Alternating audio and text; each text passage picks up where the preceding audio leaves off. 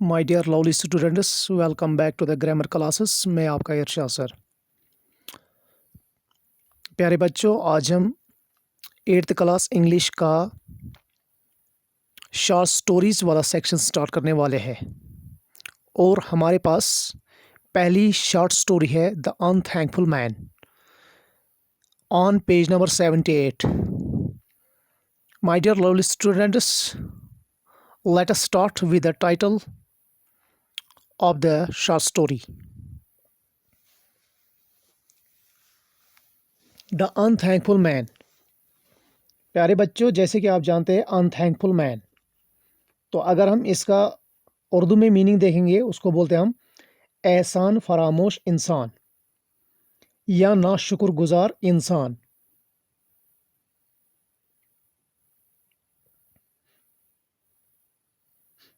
अब इस कहानी में ये किसको रिप्रेजेंट करता है? इस कहानी में एक गोल्ड स्मिथ होता है, उसी को रिप्रेजेंट करता है अनथैंकफुल मैन। मीन्स जो गोल्ड स्मिथ होता है वो इस स्टोरी का अनथैंकफुल मैन होता है। बेसिकली क्या होता है इस कहानी में, जो एक मेन किरदार है जिसका नाम है रमन, तो क्या होता है एक दिन वो एक कुएं से गुजर रहा होता है, उसमें बहुत सारे एनिमल्स होते हैं और उसमें एक इंसान भी होता है जो गोल्ड स्मिथ होता है। तो वो सभी को निकालता है वहाँ से बाहर, एनिमल्स को। लेकिन निकालने के टाइम हर एक एनिमल उसको बोलता है कि जो इसमें गोल्ड स्मिथ है इसको नहीं निकालना। क्यों? क्योंकि ये सबसे ज़्यादा एहसान फरामोश इंसान है। तो बहरहाल वो उनको निकाल लेता है वहाँ से और लास्ट में वो उस इंसान को भी निकालता है। ये जो सारे क्रिएचर्स है वहाँ पे, एनिमल्स, उनको याद रहता है कि इस रमन ने हमें बचाया है और वो उसके काम आते हैं। लेकिन जो गोल्ड स्मिथ होता है वो आखिरकार उसको फंसाता है और जो रमन है वो जेल जाता है और जेल जाने की वजह है वही गोल्ड स्मिथ। तो होप ये टाइटल आपको समझ आ गया होगा। तो हम बोल सकते हैं जो अनथैंकफुल मैन इस शॉर्ट स्टोरी का टाइटल है, it is quite suitable, it is quite appropriate. तो ये था हमारे पास title. Now let us start with the introduction. This is a story about thanklessness. This is a story, story means कहानी, about, about means के बारे में, thanklessness, thanklessness means नाशुक्रगुजारी या एहसान फरामोशी। तो अब यहाँ से क्या मीनिंग निकल के आता है? मीनिंग ये है कि ये कहानी एक एहसान फरामोशी के बारे में है। ये कहानी एक नाशुक्रगुजारी के बारे में है और वो नाशुक्रगुजारी और वो एहसान फरामोशी जो है एक किरदार इसमें दिखाता है और उस किरदार का, उस कैरेक्टर का नाम होता है गोल्ड स्मिथ। तो मज़ीद आगे बढ़ते हैं। Raman, a poor man in the story, is a helpful person. Raman, a poor man, एक गरीब आदमी, इन द स्टोरी, इस कहानी में, इज ए हेल्पफुल पर्सन, वो हेल्पफुल पर्सन होता है, यानी कि वो एक मददगार इंसान होता है, वो लोगों की मदद करता है। ही हेल्प्स द टाइगर, इस कहानी में जो रमन है वो टाइगर की मदद करता है। द मंकी, उसके बाद मंकी की मदद करता है। एंड द गोल्ड स्मिथ, और आखिरकार वो गोल्ड स्मिथ की भी मदद करता है।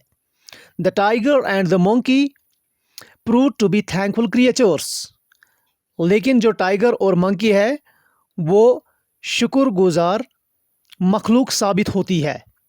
प्रूव टू बी मीन्स साबित होना, थैंकफुल मीन्स शुक्रगुजार, क्रिएचर्स मीन्स मखलूक।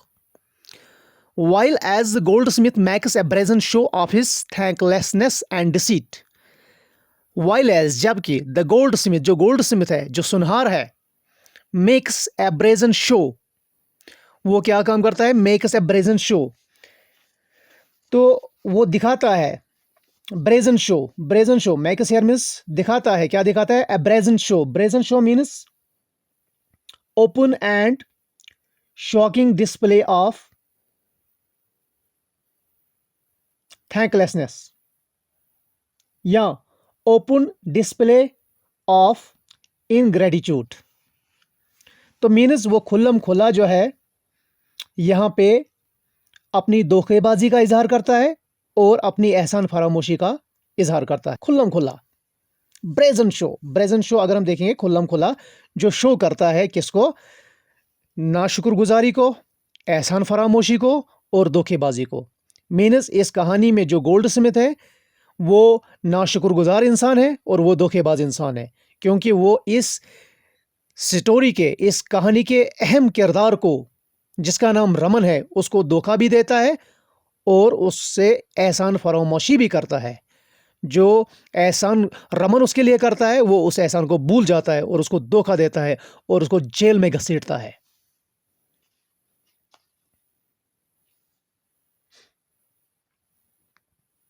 यानी कि ब्रेजन शो आप सिंपल में याद रख सकते हैं, एहसान फरामोशी का बेबाक इजहार, एहसान फरामोशी का बेबाक इजहार या नाशुक्रगुजारी का बेबाक इजहार।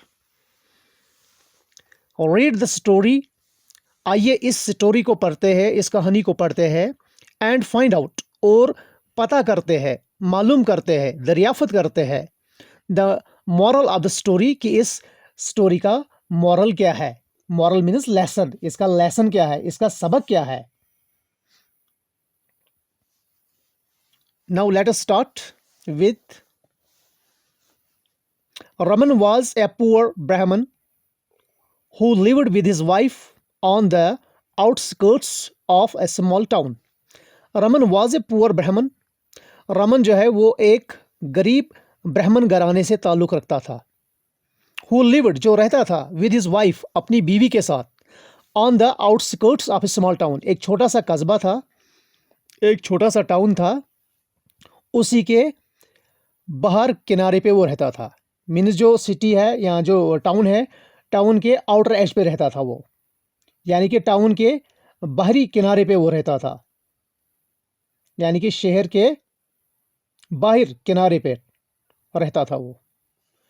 मीन्स जो ओपनिंग ऑफ द टाउन है वहाँ पे वो रहता था, जहाँ से टाउन में जाते हैं, टाउन के बाहर जो पहला वाला हिस्सा आता है उसी को हम बोलते हैं outer as of the town.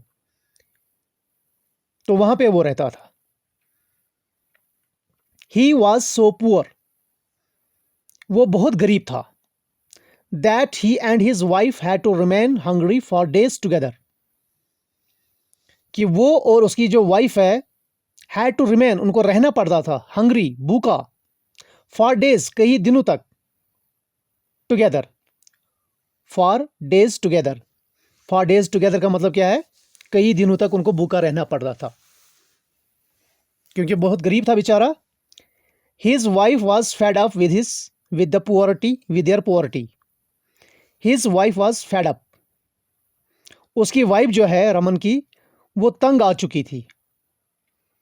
With their poverty, उनकी गुर्बत से, क्योंकि बहुत गरीब थी बेचारी, तो इसीलिए वो अपने हस्बैंड की गुर्बत से तंग आ चुकी थी। वो उनकी गुर्बत से बेजार थी, उनकी गुर्बत से वो नाखुश थी। One day, एक दिन क्या होता है? She said to her husband, उसने अपने हस्बैंड रमन से कहा, Why don't you go to the nearby town? आप नज़दीकी टाउन में क्यों नहीं जाते हैं?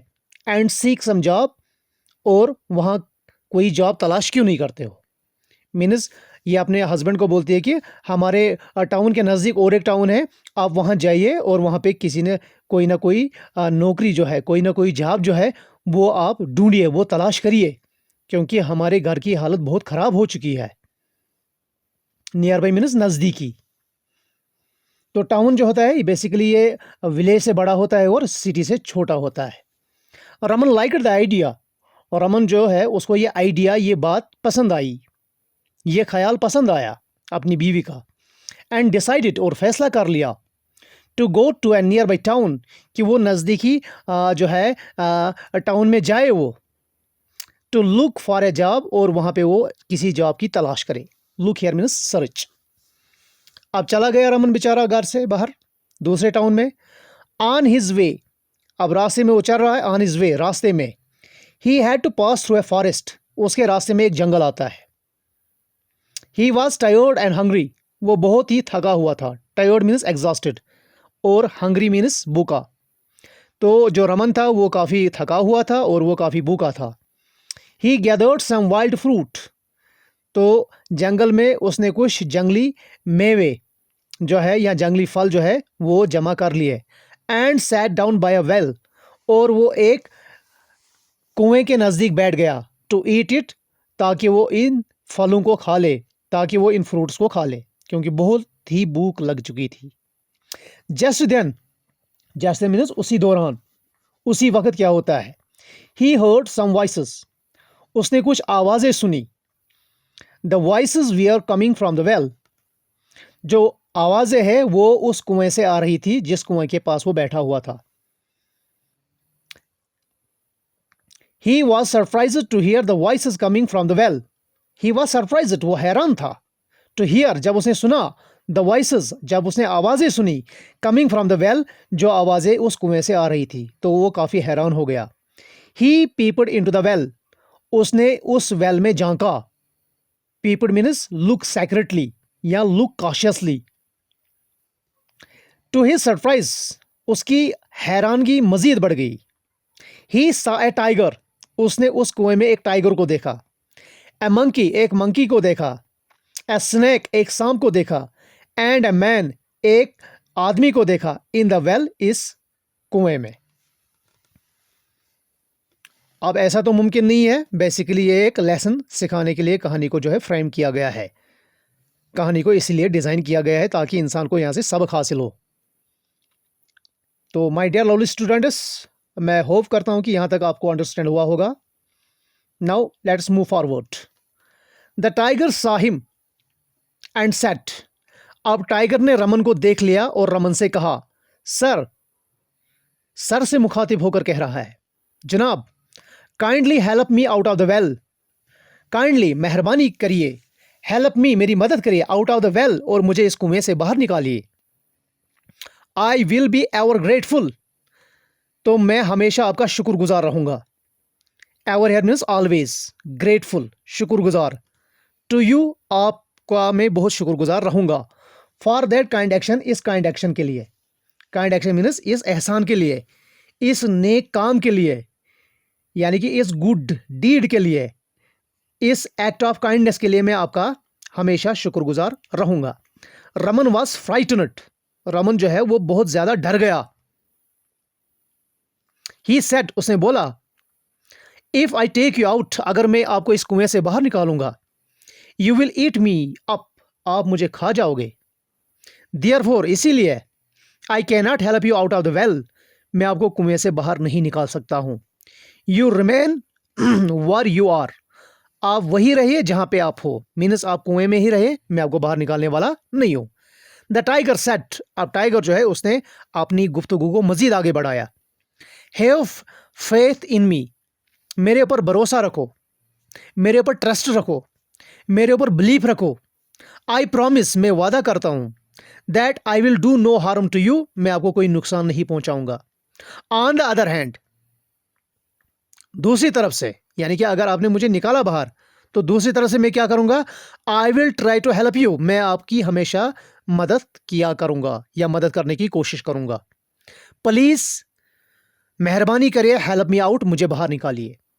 Raman was a kind man, Raman जो है वो बहुत काइंड मैन था, यानी कि रहमदिल इंसान था, वो सिंपैथेटिक था वो। ही टुक पिटी ऑन द टाइगर, उसने उस टाइगर के ऊपर तरस खाया। टुक पिटी मीन्स तरस खाया या रहम आया उसको। ऑन द टाइगर, टाइगर के ऊपर। And pulled him out of the well, और उसको कुएं से बाहर निकाला। पुल होता है खींचना, बेसिकली यहाँ पे मतलब है उसको बाहर निकाला, आउट ऑफ द वेल, कुएं से। थैंक यू काइंड मैन, तो अब काइंड मैन कौन है यहाँ पे, रमन, तो उसको क्या कर रहा है, शुक्रिया कर रहा है, काइंड मैन यानी कि रहमदिल इंसान। The tiger said to him, tiger ने उससे बताया, if you ever need my help, अगर आपको कभी भी मेरी मदद की जरूरत पड़ी, प्लीज कम टू माई केव, मेरे केव में आना। केव मीन्स गुफा, गार। बोला मैं गार में रहता हूं कि अगर आपको कभी भी मेरी मदद की जरूरत पड़ी तो आप वहां पे आ जाइएगा। बट माइंड यू, लेकिन मैं आपको याद दिलाना चाहूंगा, do not take that man out of the well, उस आदमी को उस कुएं से बाहर नहीं निकालना। अब यहाँ पे माना क्या है? माना यह है कि बाकी जो भी उसमें एनिमल्स है, जो भी क्रिएचर्स है, उनको बाहर निकालना, मगर रमन को, ये जो गोल्ड स्मिथ है, ये जो मैन है, इसको बाहर नहीं निकालना। He is the most ungrateful creature on this earth. इस दुनिया में जितने भी क्रिएचर्स है, उन सब में अगर कोई अनग्रेटफुल क्रिएचर है, यानी कि सबसे ज्यादा एहसान फरामोश और सबसे ज्यादा नाशुक्रगुजार इंसान अगर कोई है तो वो यही है, ये आदमी जो इस कुएं में है। सो सेइंग द टाइगर, ये कहते कहते जो टाइगर है, वेंट अवे, चला गया, फ्रॉम देयर, उस सीन से, उस साइड से वो चला गया, उस मंजर से वो चला गया। As soon as he was gone, जैसे ही वो वहां से चला गया, the monkey called out Raman, अब मंकी ने रमन को पुकारा, एंड सेड, और कहा, काइंड मैन, ए रहमदिल इंसान, this well is too steep, ये जो वेल है ये काफी स्टीप है, मीन्स इसमें ढलान है। आई can not climb out of it, मैं इसे बाहर नहीं निकल सकता हूं, मैं इसको चढ़ नहीं सकता हूं। प्लीज हेल्प मी आउट, मेहरबानी करिए आप मुझे बाहर निकालिए। Raman readily pulled out the monkey, Raman जो है उसने क्या किया, उसने फौरन, रेडीली मीन्स फौरन, पुल्ड आउट, बाहर निकाला, द मंकी, मंकी को बाहर निकाला। The monkey also thanked him, Raman, अब जो मंकी है उसने भी रमन का शुक्रिया अदा किया, एंड सेड, और कहा, if you ever need my help, अगर आपको मेरी कभी भी मदद की जरूरत पड़ी, please come to the mango tree, आप मेरे मैंगो ट्री पे आ जाना, यानी कि आम का दरख्त जो है वहां पे आ जाना, मैं वहीं पे रहता हूँ। बाय द रिवर आउटसाइड, यानी कि इस जंगल के बाहर एक दरिया है, उसी दरिया के किनारे एक मैंगो ट्री है, वहां पे मैं रहता हूँ, तो वहीं पे आ जाएगा जब भी आपको मेरी मदद पड़ेगी। दिस जंगल, इस जंगल के बाहर। तो पेज नंबर 79 पे आप इसको थोड़ा सा टर्न करिएगा, तो आपके पास बुक्स है, आई होप।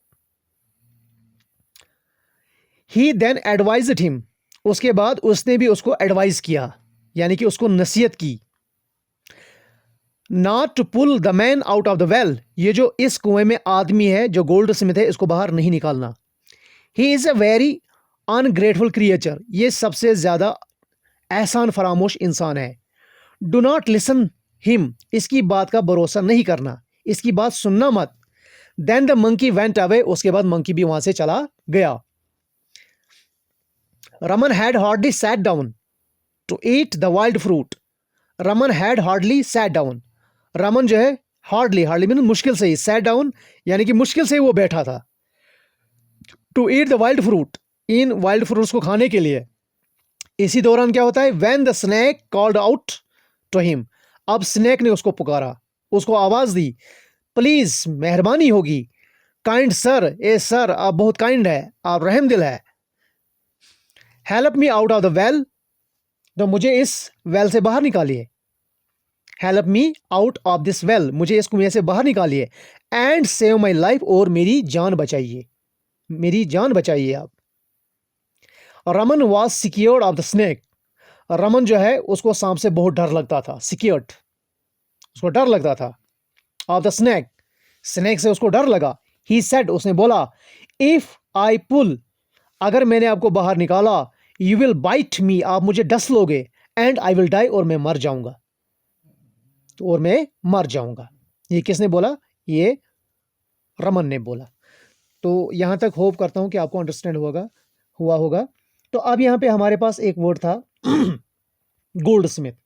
तो गोल्ड स्मिथ क्या होता है? गोल्ड स्मिथ सुनार को बोलते हैं या जरगर को बोलते हैं। वो क्या काम करता है? वो ज्वेलरी को बनाता है, उसको रिपेयर करता है, उसको बिल्ड करता है, उसको मेक करता है, उसको डिज़ाइन देता है, मोल्टिंग का काम करता है, सोल्डरिंग का काम करता है, एनग्रेविंग का काम करता है, या पॉलिशिंग का काम करता है वो। और उसके बाद वो क्या काम करता है?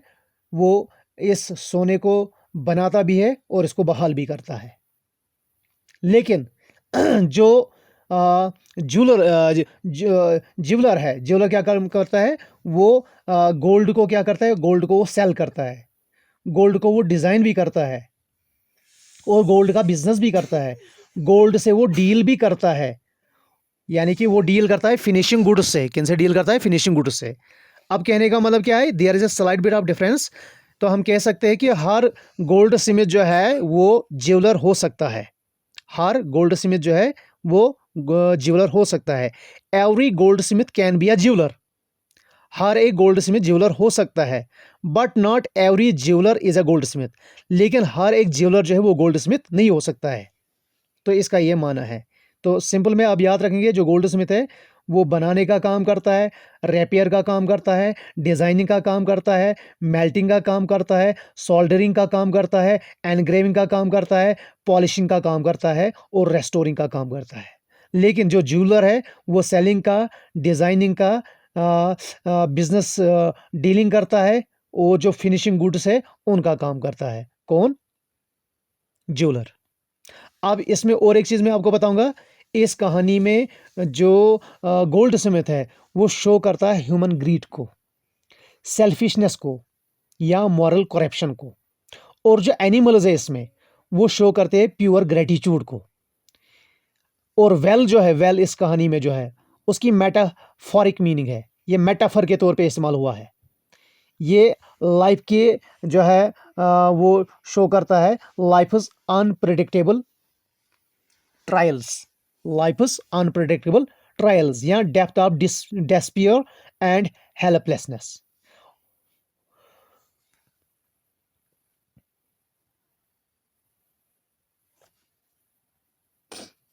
तो यहाँ तक आपको अंडरस्टैंड होगा। तो नए लेक्चर में आपके साथ मिलेंगे हम। Till then, bye bye.